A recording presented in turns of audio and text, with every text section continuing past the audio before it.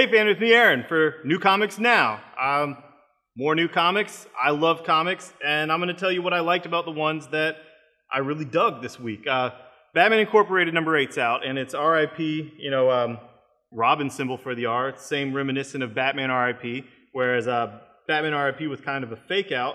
This is, Robin's in peril. And yeah, if you read the USA Today report yesterday, the little article with Grant Morrison's quotes, you know what happens. And I enjoyed it. It was very emotionally impactful. It really feels like this is what Morrison was doing with it the whole time. You might not be happy with it, but we're not happy with a lot of things in life. That death is a part of life, and these guys put themselves in danger. And Roz and Talia and the League of Assassins, and it's just it's pretty intense. And I think this book's been a little bit ignored, Batman Incorporated, the DC New 52 relaunch, because it didn't relaunch with the main 52 books. It came later, and it wasn't really in sync with what Snyder was doing with the Owls or with Joker. But now that this is really this big deal issue, I think a lot of people should probably go back and read the first 7 issues in the Zero issue and really catch up with this, because it's good, and it's going to kind of stir the drink for a little while now. I would check out Batman 18, Batman and Robin 18. I think, personally, Harper Road's going to be the new Robin. I mean, it's just me speculating. I'm not spoiling anything. Harper Road did not appear in this issue in any way, shape, or form.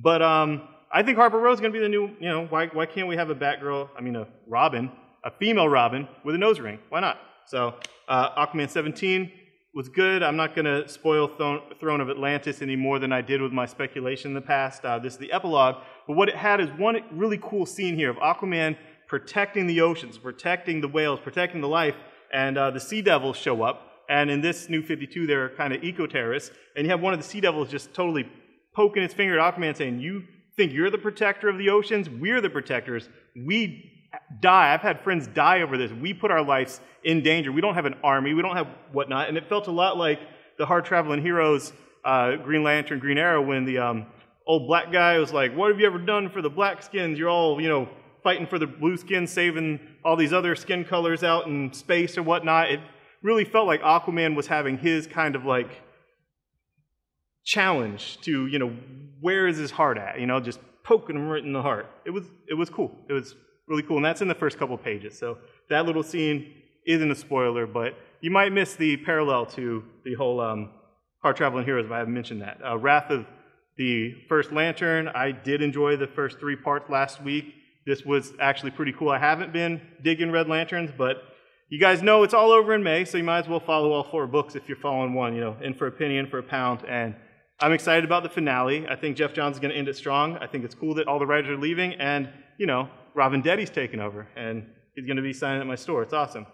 Justice League Dark, I'm digging this book. You guys know I'm digging this book. It's Jeff Lemire and Ray Fox is co-writing it with him. Tim Hunter's in it, and what's cool is not just this book, but all the DC books this week of the New 52 have a 5-page John Constantine sneak peek of the new Constantine series, which was cool. Constantine has this little, apprentice sidekick guy named Chris, which it would be cooler if he was Tim Hunter, but he does take on some of the books of magic people like Mystery, and it was pretty cool. I'm excited about the John Constantine book by these same guys, Jeff Lemire and Ray Fox, because, Robin Deddy has to do Green Lantern. Moving on to Marvel. This is the big deal book of the week. Guardians of the Galaxy 0.1. They can't do 0 issues because 0 issues are DC now because of that 0 month. So they do these 0.1 issues, and every once in a while they have this weird 0.1. The origin of this is there was some pages of this book in here, like a few pages, and Bendis just couldn't do what, all the other writers did. He couldn't just tell a few-page story to tease it. It actually, those 5 pages or so lead into this full book, and it's Peter Quill's origin. And I'm here to tell you, I loved Abnett and Lanning's run on the Cosmic on Guardians of the Galaxy. I love the sacrifice at the end of the Thanos imperative, and how Rich and Peter Quill seemingly sacrifice themselves, and now there's a new Nova, and Peter's somehow back, but where's Rich? And there's this missing piece that I don't know. And right now, I don't care. I'm sure they'll get to it. It's comics. They're going to run out of story and get to that, and it's going to be awesome. But Bendis kicked ass with this. All I really know without being legalistic about the history of the Guardians and saying, well, this seems like an Ultimate Guardians of the Galaxy or whatever, this was really, really cool. And its origin is really awesome, you know, with his mom and the alien, you know, impregnating his mom and, you know, running away, and now he has this gun, and I really dug it. It's fun. It was much like Nova. You know, it's not something that you wanted. It's not something you clamored for. You wanted more of the Abnett and Landing, and I get that. But this was great, and it does sync up with the present and the last few pages, and Tony Stark's there, and they're all going off in space doing crazy stuff, and to be continued in Guardians of the Galaxy 1. Give it a shot. Real quick, I have the X-Men books. Uncanny X-Men number 2's out. Mutant Revolution, why not? They've tried everything else. And it's cool, it's hip, it's modern, and it's a fresh thing of Cyclops being, you know, Che Guevara. I dug it. Uncanny Avengers, this is the 4th part of that first storyline. It took forever to get out. I really did like the finale. I really like what they've done with Havoc. And Cap was right about Havoc. He has what it takes. And I hope that this thing that said 3 months from now at the end to set up the next storyline means the next storyline is 3 months in the comic and we don't have to wait 3 months for the issue. But this first story arc was really good. It ended really well. But the delays sucked. Uncanny X-Force, I love Humphreys. I'm liking Puck. This book has been pretty cool. I like Fandom X, you know, making out with himself because he's the ultimate narcissist.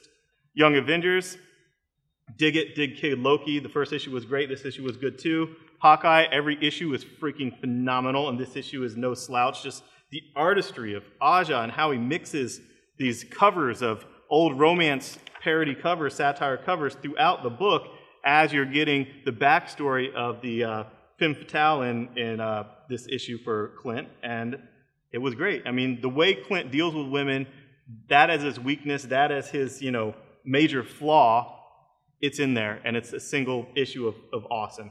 Deadpool Illustrated, Tom Sawyer on the cover, great cover. There's only one page of Tom Sawyer in here. Sorry, that's a spoiler. There's only one page, but there's plenty of Draculas, there's Little Women, there's all kinds of crazy stuff in here. He's literally going through all of literature. It's like fables are unwritten for, you know, dumb people. But it's very fun. It's the classics illustrated and killed.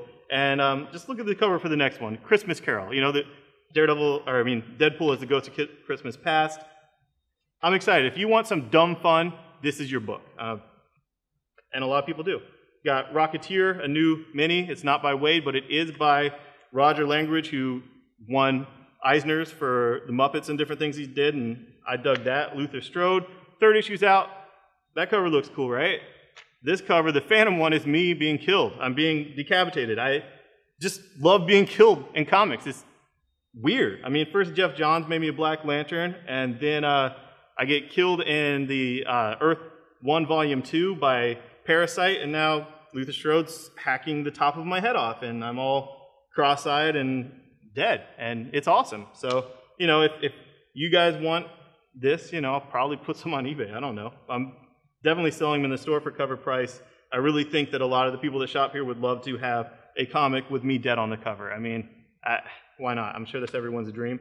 The Uncanny Skull Kickers number 1. I got this nice baby variant for the Phantom variant group that I'm part of, and it's what the Skull Kickers were missing, adjectives. This one's Uncanny number 1, and I think they're just kind of making fun of Marvel now with all these number 1s, because every issue for the foreseeable future is a number 1 with a different adjective that's a Marvel adjective, you know? Why not? It's basically Dungeons and Dragons with comedy. So it's fantasy, violence, and comedy, and the cover carries over that comedy.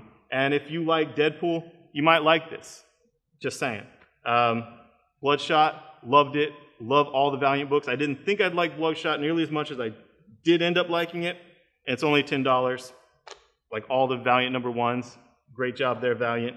And Adventure Time Volume 2. I'm sure you guys, you know, you like Adventure Time. You're going to get Volume 2.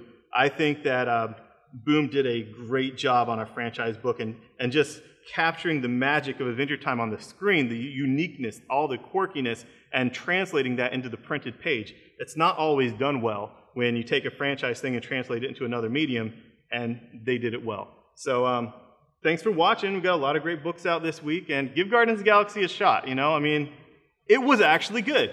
Thanks, Bendis. Bye-bye.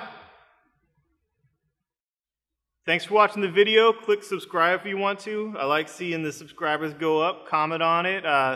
Click like, share it on Facebook for your chance to win some of the comics I talked about.